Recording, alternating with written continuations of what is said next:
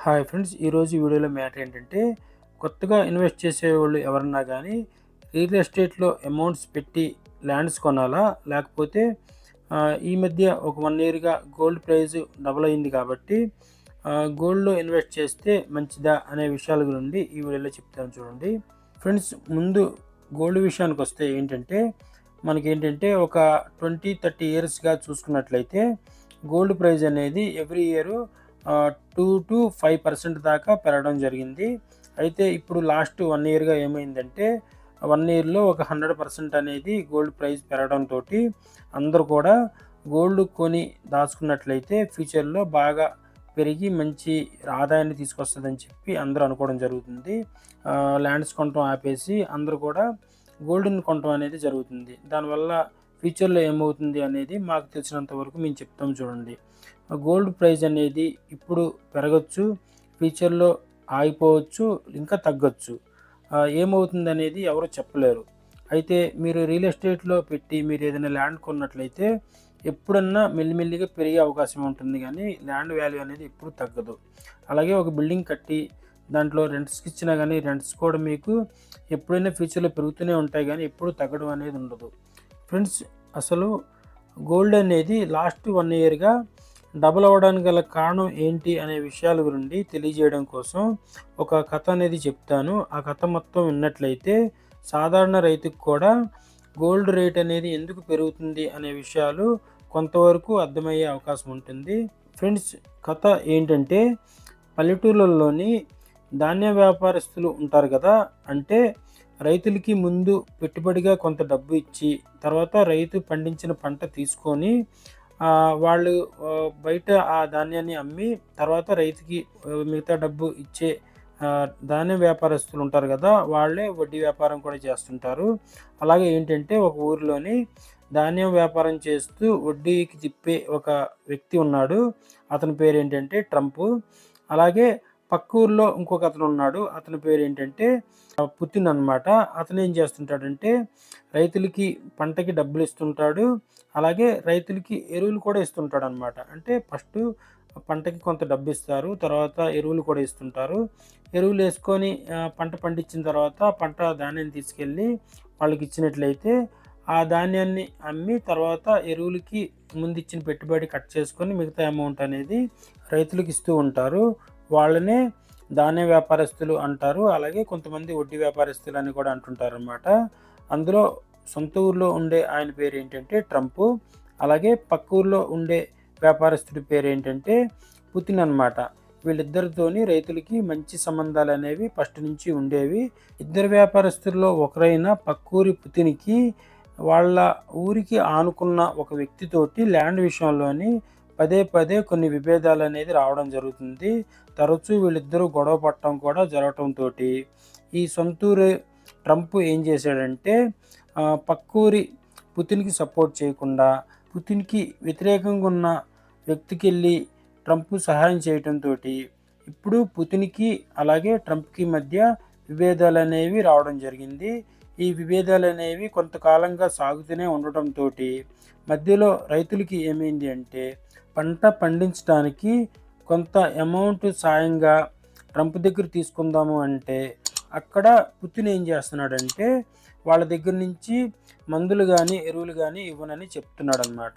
లేదు, ఒకవేళ పంట యేసుకొని దానికి మందులు, ఎరువుల కోసం పుతిన్ దగ్గరికెళ్తే, ఇక్కడ ట్రంప్ ఏం చేస్తున్నాడంటే, పంట యేసుకోవడానికి కొంత అమౌంట్ అనేది ఇవ్వను అని చెప్పడంతోటి మధ్యలో రైతులనేది ఇరకాటంలో పడటంతోటి రైతులకి ఒక ఆలోచనొచ్చింది.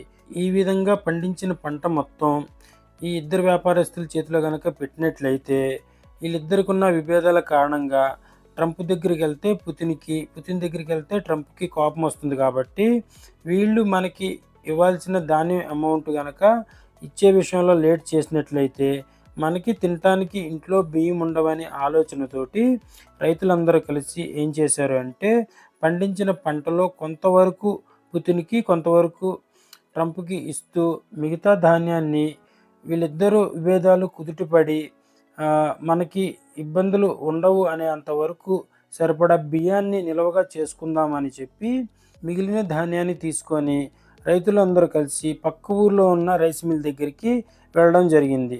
ఫ్రెండ్స్, ఇక్కడే అసలు కథ మొదలైంది. ఎందుకంటే ఇక్కడ రైతులందరి ఉద్దేశం ఏంటి అంటే, ఒకవేళ అమౌంట్స్ విషయంలో పుతిన్ లేదంటే ట్రంప్ వాళ్ళకున్న విభేదాల కారణంగా రైతులను కనుక ఇబ్బంది పెట్టినట్లయితే వాళ్ళ దగ్గర మిగిలిన ధాన్యాన్ని ఎలాగో బియ్యం రూపంలో చేసుకొని ఉంటారు కాబట్టి, ఒకవేళ ఏదైనా అత్యవసర పరిస్థితి కనుక వచ్చినట్లయితే బియ్యాన్ని అమ్మి జీవనాన్ని సాగించవచ్చు అనే ఉద్దేశం రైతులది. అయితే ఇక్కడ రైస్ మిల్ కాడికి వచ్చేపాటికి ఏం జరిగింది అంటే, ఒక ఏడాదికి ఒక రైతు 10 బస్తాలు మాత్రమే ఇంతకుముందు ఆడిచ్చే పరిస్థితి ఉండేది. అయితే ఇప్పుడు బియ్యాన్ని నిల్వ ఉంచుకోవాలనే ఉద్దేశంతో ప్రతి రైతు కూడా 30 నుండి 40 బస్తాల దాకా ఆడించమని అందరూ రైతులు అడిగేసరికి మిల్లు ఓనర్ ఏం చేశాడు అంటే, మిల్లుని పగలు రాత్రి కూడా నడిపించి సాగాడనమాట.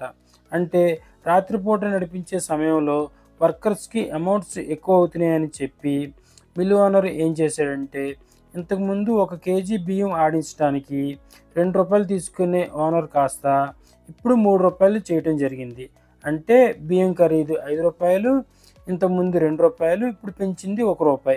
అంటే ఇప్పుడు ₹5 కాస్త ₹8గా ఆ బియ్యం ఖరీదు మారిపోయిందనమాట. అయితే ఇదే విషయం తెలిసి చుట్టుపక్కల ఉన్న రైతులు అందరూ కూడా ఈ ఇద్దరి విభేదాల కారణంగా మాకు కూడా ఏవైనా ఇబ్బందులు వస్తాయన్న ఒక భయంతో వాళ్ళు కూడా కొంత ధాన్యాన్ని అక్కడ ట్రంప్కి అలాగే పుతిన్కి ఇచ్చి మిగతా ధాన్యాన్ని తీసుకొచ్చి బియ్యం రూపంలో మార్చుకునేందుకు ఈ రైస్ మిల్ దగ్గరికి రావడంతో అందరూ ఒకటేసారి వచ్చే సమయానికి ఇక్కడ రైస్ మిల్కి పూర్తి ఒత్తిడి అనేది ఏర్పడి ప్రతి నెల కూడా ₹1 లాగా పెంచి 1 కేజీకి ఇప్పుడు ₹5 నుంచి ₹6 దాకా బియ్యాన్ని ఆడించడానికి తీసుకోవడం జరుగుతుంది. అంటే గతంలో 1 కేజీ బియ్యం కొనాలి అంటే ₹6గా దొరికేవి.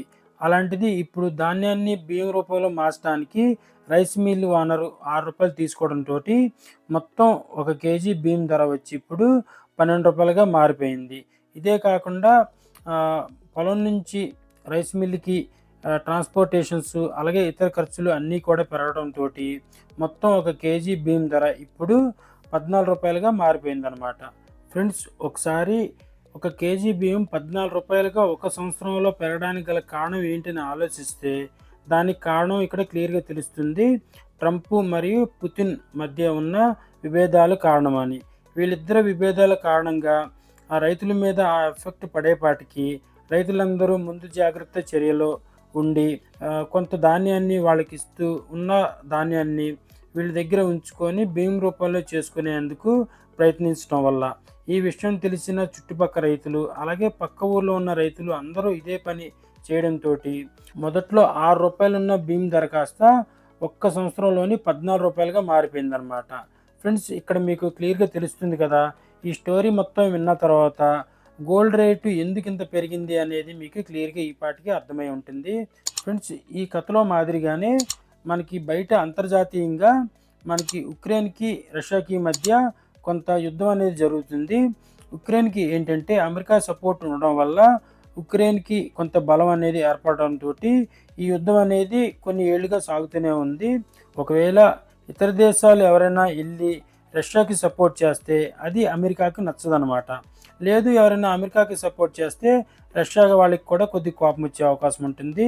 దానివల్ల ఏంటంటే మిగతా దేశాలు అందరూ కలిసి స్టాక్ మార్కెట్లో అమౌంట్స్ పెట్టకుండా అందరూ గోల్డ్ మీద ఇన్వెస్ట్ చేయడంతో గోల్డ్ ప్రైజ్ ఇంత బాగా పెరిగిపోవడం జరిగింది. ఫ్రెండ్స్, ఒకసారి ఈ యుద్ధ వాతావరణం అంతా తగ్గిన తర్వాత ఏమవుతుందంటే గోల్డ్ ప్రైజ్ ఆగిపోవచ్చు, లేదంటే తగ్గే అవకాశం కూడా ఉంటుంది.